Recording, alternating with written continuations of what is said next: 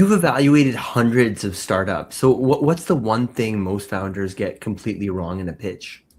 Yeah, so I would say not knowing who they're pitching to.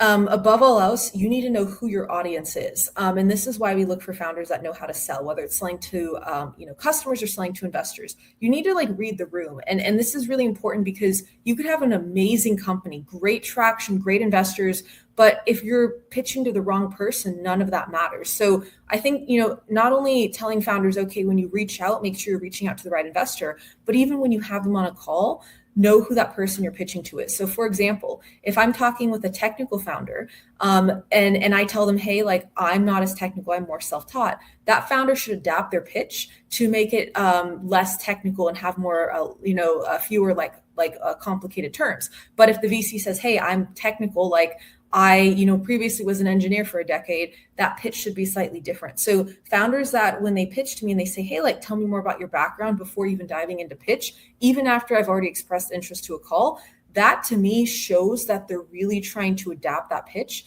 and it increases the chance that we're going to invest.